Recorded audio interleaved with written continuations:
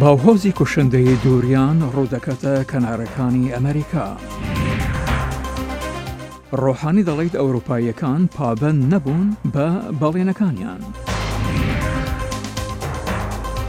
سەرتەکی بەمۆم هەنجیرە ناوبانگەکەی.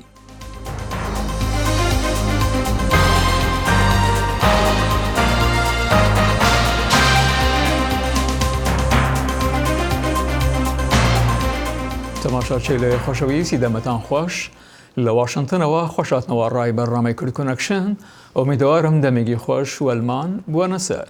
بە سڵاو و ڕێزت گەرم. خەڵکی گرئاون بە حامس شەڤەکە دیە دژوار دەرباز دەکەن لە دەمێک و باڕۆڤە دۆریان لە گرئاون گراند بە حامس دای سەرۆکوەزیر هۆبەرت منس مرنا 5 کەسان پشت ڕاست کریە ئەگەرچی سازیên کەش و هەوا پێشبینی دیکن و ئیرۆ سێشەمە باڕۆڤە دوور بکەوە لێ هێشتا خەڵک هایدارن ji xetera barovê. Barova doriyan digelbaya bihêz û baranên boş li ser giravên bi Hamasên mezin demek dirêj bi gir bû. Kar bi dest dibêjin bi kêmî 5 kes li girava Abakuya bi Hamas mirine. Wan rijdî li xelkê kir di malan de bimînin egerçî barova li qonexa xwe ya dawiye li ser van giravan. Medved bêjne hevwelatiyên Abaku ku keftiye ber karîgeriya barovê derkeftin neb selamete kereba biriye lempe kar nakin dar keftîne ser cadan gelek xetere yek li dervey mala xwe bimîne eger nelazim be. Dema keş û hewa rê bidet tîmên alîkariyan dê herin wan deveran ku xelkê wan di tenkasiyan dane me bi rastî amadekarî kirîne her demê kar bi selametî were encam dan. Kamerayan wêranî û bandora barova doriyan tomar dikir dema tîmê televizyona ABC 4 kes dîtîn hawar ji bo alîkarî û rizgarbûnê dikir. Marcos Mor bi tîmê xwe re rijdî li wana dikir ku bi melavaniyan xwe bigehînin cem wan.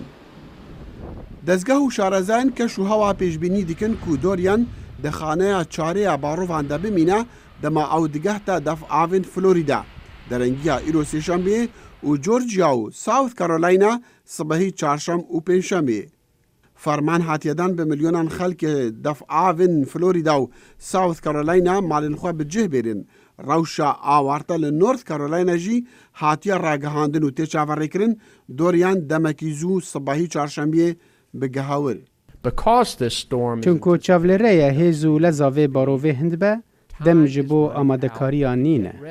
Heta eger barova doriyan li defavên Atlantik neda lê pêşbînî heye baranên boş heta 25 santimetran li bajar û bajarokên wan deveran bibare û bibe egera lehiyan ku dê xeter be li ser jiyana xelkê.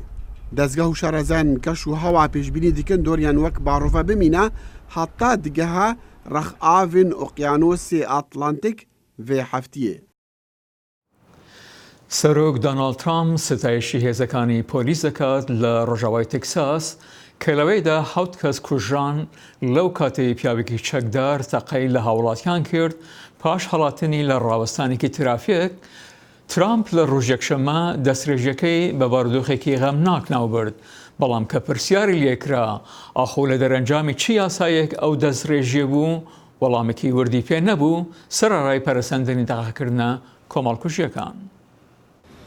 پۆلیس دەبێژێ زلامێک ترەمبەلێکی پۆستەی ئەمریکی دزیە و پاشێژی ترەمبەلێ دنا باژارên ئۆدێسا میدلانتی یا ئەیالەتا تێکساسی دا ئاژۆتیە و درێدا ji rastێکی hatiye li wan gule berdaye. Polîs di dawî de zilamê di parkekê trambelan de dûrpêç kiriye kuştiye.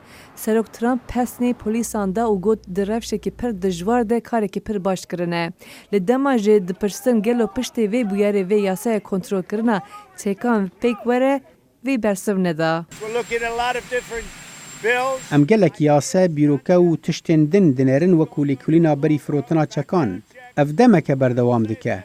Ez dikarim vê yekê bêjim. Mixabin dema em 4-5 salan yan jî heta 6-7 salan berê vedigerin, ger me lêkolîn ji bo firotina çekan bikirana jî wê wisa bûyer çêbibwana. Ji ber vê yekê ev pirsgirêkeke mezin e. Ev pirsgirêkeke derûnî ye. Pirsgirêkeke mezin e.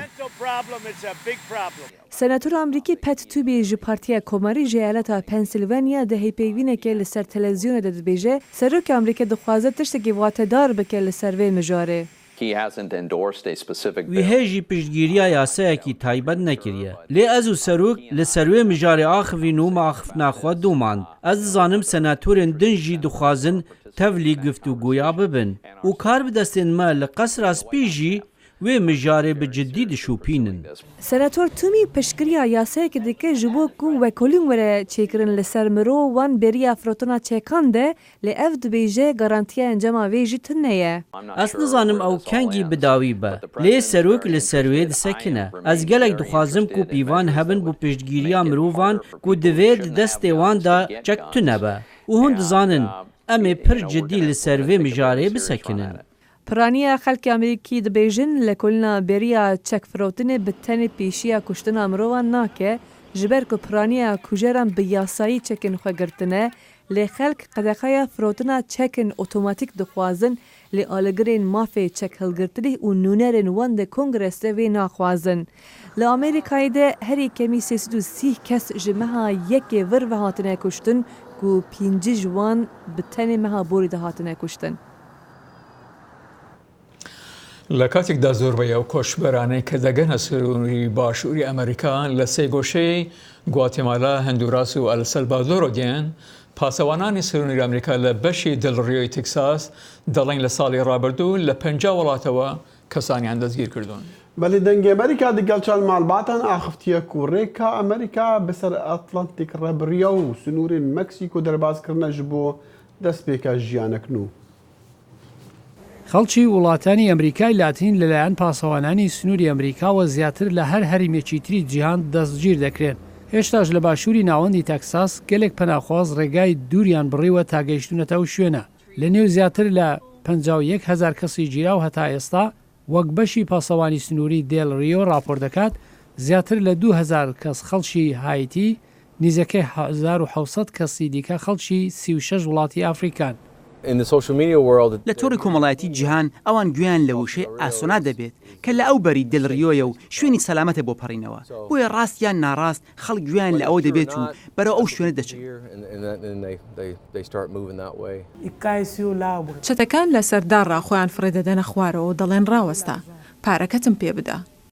ئەو خانمە لە خۆرهەڵاتی کاساح لە کۆماری دیموکراتی کۆنگۆ خۆی و دوو کچەکەی لە 2014 لە وڵات دەرباز بوون. کوڕەکەی جولیان هەر ئەو ساڵ کوژرا و ئەگەر مابانەوە ژیانی خۆی و کچەکانی دەخستەمە ترسیەوە. کاتی خەوت زەکان بەسەرباندا دێنە ژوورەوە ئەوان داوای پارە دەکەن ئەگەر پارەت نەبێت دەستدرێژی ناموسی بۆ سەر کچەکەت دەکەن. جولیا دەڵێ لە پێشدا چوون بۆ ئانگۆڵا بەڵام ئەوێش جێگایشی سڵامت نەبوو. لە 2010 جارێکی دیکە پەرتەوازە بوون و چوون بۆ ئێکوادۆر پاشان بە ئۆتوبوس و لۆتکەیەک چوون بۆ کۆلۆمبیا. دوای 14 ڕۆژ نەهامەتی لە سنووری پاناما پەڕینەوە. ئەو کەسانی ئێمە تووشیان بووین پارەیان هەبوو کە بتوانن بیتاقێک بکرن یان لە دەرەوەی ناوچەی سنوور بگوازنەوە. ئەو هاسانکاریە وا دەکات زووتر ئازاد بکرێن تا دوایی لە بەشی کۆچبەری دەرفەتیان پێ دەدرێت سەبارەت بە دۆخی خۆیان بدوێن. بەڵام لە نزیک باشووری سنووری مێکزیک لەگەڵ گواتەمالا کۆچبەری زیاتری خەڵکی ئافریقا و هایتی بێتاقەت بوونەوە بۆ ماوەی چەند حوتووە چاوەڕوانن ڕێگەیان پێ بدرێت بەرەو باکوور سەفەر بکەن. لەنێو ئەو کەسانی توانیویانە ئەو دیوی سنووری ئەمریکا ببەزێن و ئازاد کراون لە گەلێک لە شارەکانی وەک سەنانتۆنیۆی تێکساس تووشی ئاستەنجی نوێ دەبن و بنەماڵە و پەیوەندیان لە وڵاتەدا نییە. کۆچبەرانی ئەفریقا بۆیان زۆر سەختە کەسێک بدۆزنەوە لە ئەمریکا میوانداریان لێ بکات بۆیە کەسی وا هەبوونە دەوری هەفتەیەک ماونەتەوە. دۆخی ئەوانە بە پێچەوانی خەڵکی ئەمریکای لاتین وەک کوبایی و خەڵکی ڤێنزوێلان کە ئەوان لە ئەمریکادا پەیوەندیان هەیە. بەڵام گەلێک لەوانە چاوەڕێن دەمێنەوە تا ئیداری کۆچبەری لە مێکزیک بانجیان بکات لە ژێر ڕێبازێک کە دەڵێ لە مێکزیکدا بمێنەوە. گوێبیستی هەواڵەکان بووم کە بۆ مەکسیکم دەگەڕنەوە زۆر ترسام.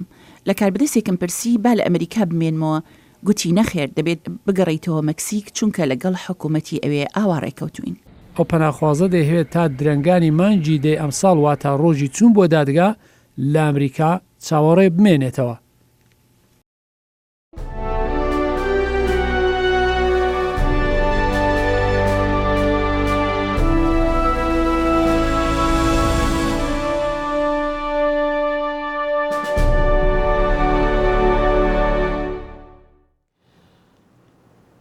سەرۆکی ئیرانی هەسەن ڕۆحانی دەڵێت وڵاتانی ئەوروپایی پابەندی بەڵێنەکانیان نەبوون پاش کشانەوەی ئەمریکا لە ڕێکەوتنەوە ناوکیەکەی ساڵی 2015 لەگەڵ تاران. ڕۆحانی لە ڕۆژی سێشەمە تاوانباری وڵاتانی ئەوروپایی کرد بۆ جێبەجێ نەکردنی ئەرکەکانیان لەبارەی ڕێکەوتنامەکەوە پاشەوەی وتی هەنگاوی تون وەردەگرێت دوور لە ڕێکەوتنەکە ئەگەر بێت و ترمی کێنیە پێشکەشیان نەکرێت. هەروەها دووپاتی کردەوە دانوستاندن لەگەڵ ئەمریکان ناکەن ئەگەر لە پێشدا سزاکان لا نەدرێن. لمسلم الباتك صدام وجناخوا خودي بيتفين تايبتن نبس اف جنومير جلنجين خوا شهدتنا لهر بين زاروكن وانجي دقلفيجي دردسريجي صدام هول ضد جيانا زاروكن خوا خوش بكا بداهاتي كيميك وحكومة ددا كيم اندامان كاو عمر بيعمل دنج امريكا سردانا في مع الباتي كرو اف رابورت جهانديا لموصل خودم پیداویستین تایبەت مافێ وان نەهاتیە مسوگەرکردن و بتنێ موچێکی هەیڤانە هەیە و بکوژمێ 150,000 دینارên عێراقی. ئەف پارە تێرا پێداویستیên وایên ڕۆژانە ناکەتن. سەدام سەرۆک خێزانە و تەمەنێ وî 42 ساڵن. ئەو بخۆ خودم پێداویستیên تایبەتە و دیگەل هەڤژîna wî û 5 zarokên wî. بله صدامی ابتنێ موچێ خودم پێداویستیên تایبەت هەیە و هەڤژîn و 5 zarokên wî dibê behrin. Lewma jiyaneka gelek nexweş diborînin ji layê aborî ve. Belê ev serokxêzane hewl detin hemî dema girnijînê bêxte ser devê zarokên xwe. Lewma matorek durust kiriye û cihê hemî zarokên wî têda heye û rojane di nava Mosila kevin da digeriyêtin.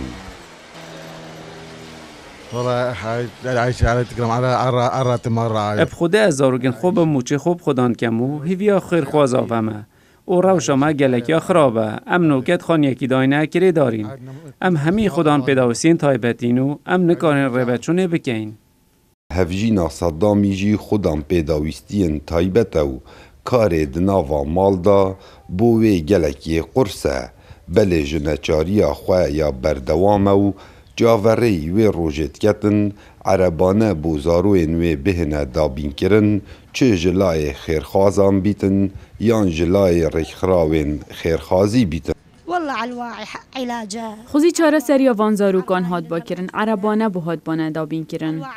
هر واسا خوزی نیشتگری بو هادبانه کرن و رابانه سر لنگت خوب روید چوبان. نوکل در وی والاتی چاره سریا های بلیل ناو موصل نینه. نەخۆشیە ئەvê xêzanê Kurdbûna rihên pê ye û got zik makî dat wesane. Sedam û hevjîna xwe ev nexweşiye heye û lewma zarokên wan jî bi giştî xudam pêdawîstiyên taybet in. Kawa Umer dengê Emerîka, Mosul.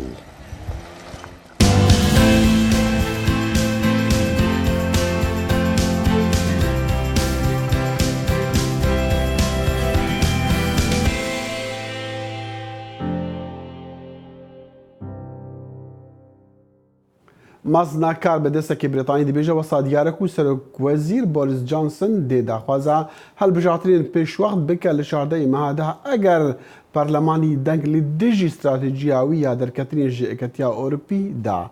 اندامن پارتیا پارزیار یا جانسن خو آمده دیکن دا کو دیگل اندامن اپوزیسیونی دنگی بدن دا کو نچار با درکتنا بریتانیا جئکتیا اوروپی پاش بخه اگر نگه رکتنه که دیگل بروکسل لدو هفتین داهاتی.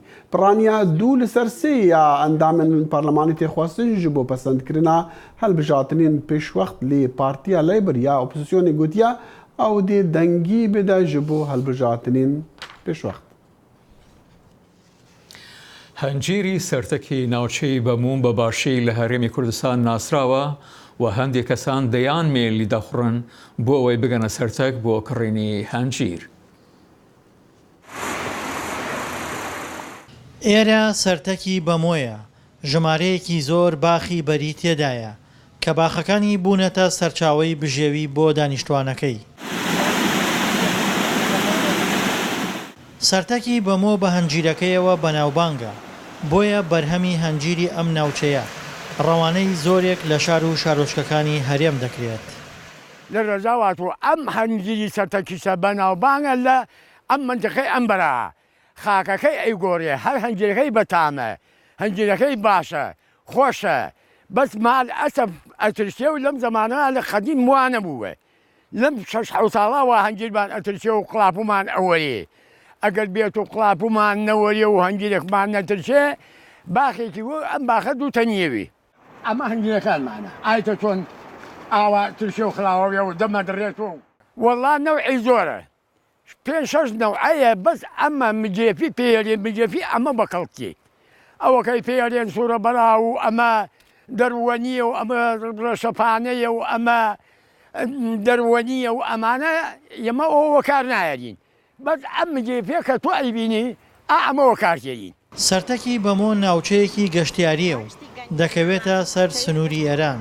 گونجاوی کەش و هەوای ناوچەکە وای کردووە جیا لە سەردانی گەشتیاران، بەروبوومی باخەکانیشی ببێتە سەرچاوەیەکی باشی داهات بۆ دانیشتوانەکەی.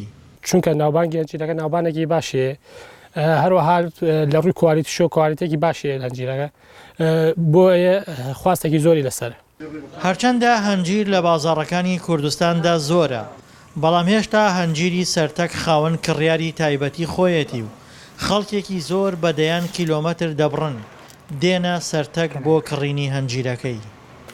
وەڵا ئەم هەنجیرە بەغڵەبەی ئەگووا بۆ شارەکانی ڕوا بۆ سلێمانی بە وشکۆکردن، بەتەڕی لەم ناوە داێنین لێ ئەفرۆشین، هەیە لە کەلارۆ مەسەرفمان بۆکە، هەیە لە سلێمانی وە، ئەوەنە کیلۆمان بۆ دانێن، خۆیان شارەزاییان پیا کردی ئەدانن، فێر بوون، ئیسا هەیە هەنجیر لە خوارەوە تێبۆیلا بە ناوی سەرتەکۆ ئیفرۆشن، ئەوان شارەزاییان پیا کردووە ئەزانی کامە هەنجیری سەرتەکە و کامە هەنجیری خوارە.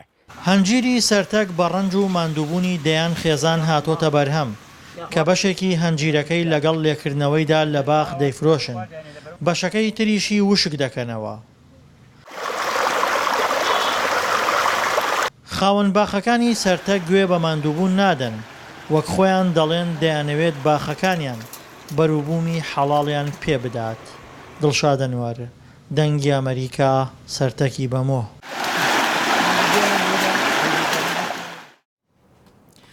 تەقەکردن و کۆمەڵکوژەکانی یەک لە دوای یەک لە ئەمریکا سەر لە نوو مشتومڕەکی گەرمی هێناوەتە ئاراوە لەبارەی کۆنتڕۆڵکردنی چەک لەم وڵاتەدا بۆیە ئەندازیاران و زانایانی کۆمپیوتەر لە زانکۆی باشووری کالیفۆرنیا ڕۆداوێکی زانستی بەکاردێنن بۆ یارمەتیدان لە داڕشتنی دروستکردنی ساختمانێک کە ئەوانەی تێدایە بپارێزێن. لێبەری هون راپۆرتی تەماشا بکن ئەم دەخوازن و ئاگادار بکن کوتندی دهنک ڤیدیۆین راپۆرتێدا دیارتبە. لەم ڤیددیۆ گریمانیەدا تەقەکەرێکی چالاک لە نێو خوێندنگەیەکدایە. ئایا کاردانەوەی کەسانی نێو خوێندنگەکە چۆن دەبێت؟ ئایا کاردانەوەیان بە جۆرێکی جیاواز دەبێت ئەگەر خوێندنگەکە بە شێوازێکی جیاواز دیزاین کرابێت؟ ئەم ڤیددیۆ گریمانیە یەکەمین هەنگاوە بۆ وەڵامدانەوەی ئەم پرسیارانە. گێڵ لوکس لێکۆڵینەوە لە کاردانەوەی مرۆڤ بە کۆمپیوتەر دەکات و باس لە یارمەتیدانی ئەندازیێران بۆ ئامادەکردنی خوێندنگەیەکی سەلامەتتر دەکات. ئێمە دەمانهەوێت بزانین کە ئایا چۆن خوێندنگە بە دیزاینێکی جیاواز دروست کرا و کاریگەری لەسەر کاردانەوە بۆ ڕووداوەکانی تندوتیژی دەبێت، ئەو شتێک کە ئێمە ناتوانین لە جیهانی واقعدا بە ئاسانی سەر و سەودای لەگەڵدا بکەین، بەڵام لە حاڵەتی گریمانەیدا شیانی هەموو ئەو شتانە هەن. بەم زوانە مامۆستایان و کارمەندانی ئۆفیس تاقی دەکرێنەوە هەتا ببینین کاردانەوەیان چۆن دەبێت لە کاتی ڕووداوی ڕاستەقینە لە نێو ئۆفیسە جیاوازەکاندا و هەروەها لە نێو شێوازی دیزاینی خوێندنگەکاندا. ئامێری ترێدمیل هاوشێوەی ئەمە بەکار دەهێنرێت بۆ ئەوەی بتوانن ڕابکەن یان بەسەریدا بڕۆن. دیزاینکاران سنگ دەخەنە سەر ژمارەی دەرچەکانی دەربازبوون و شوێنی خۆشاردنەوە، یان ئایا شوشەی پەنجەرەکانی خوێندنگەکە ڕوون بن یان لێڵکراو بن. ئەمەش لەسەر بنەمای ڕاستپاردەکانی شارەزایانی حکومەتی و ئاسایش. بورچن بچریک گیربەر شارەزا لەو تەلارانی ئامێری پەیوەندیکردنی زیرەکیان تێدا بنیادنراوە. چەندان ڕاستباردە بۆ مەبەستە لە ئارادان هەروەها پارەیەکی زۆریش بۆ ئەو ڕاستباردانە خەرج ئەکرێن بەڵام ئەوانە لە جیهانی واقعیدا بە باشی تاقی نەکراونەتەوە هەتا بزاندرێت چۆن دەبن. ئەم شێوازەی پەنجەرەی شوشە لێڵکرا و ڕەنگە لە حاڵەتێکی ئاوادا خەڵکان بپارێزێت بەڵام ڕەنگە باشترین نەبێت وەک لە حاڵەتی ئاساییدا کاتێک ستافی خوێندنگەکە بیانەوێت ناو پۆلەکە ببینن.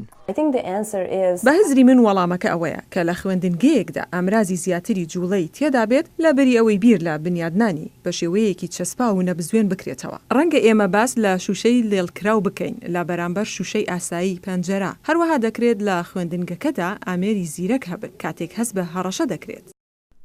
بیتریگ گیربەر دەشڵێت کاتێک هەڕەشە دروست دەبێت بتوانێت شوشە ڕوونەکانی پەنجەرەکان بگۆڕدرێن بە لێڵکرا و ئەمەش بەهۆی ئامێری زیرەک و سێنسەرەوە لە نێو خوێندنگەکەدا.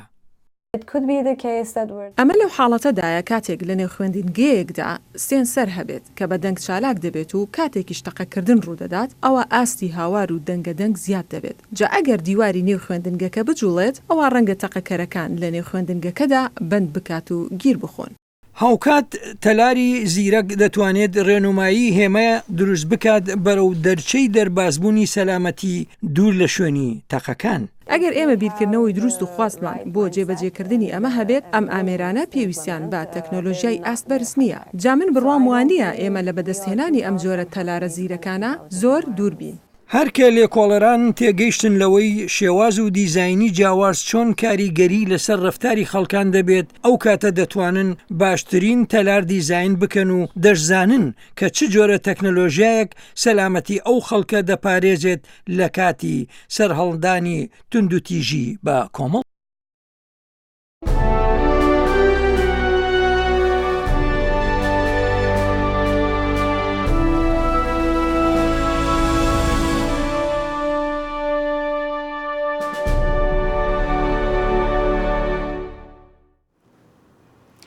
لە ناوچە دوورەکانی ئوردن بۆ یەکەمی جار وەزەی سۆلار سیستم لە ئۆردەگای پەنابەرانی سووریە بەکاردێنن کە ژیانی 40,000 پەنابەری زۆر باشتر کردوێتەوە لە کاتێکدا ئەم جۆرە داهێنانە هەروەها وڵاتی میوان ئوردن و بۆ ژینگەش سوودێکی زۆر گەورە هەیە.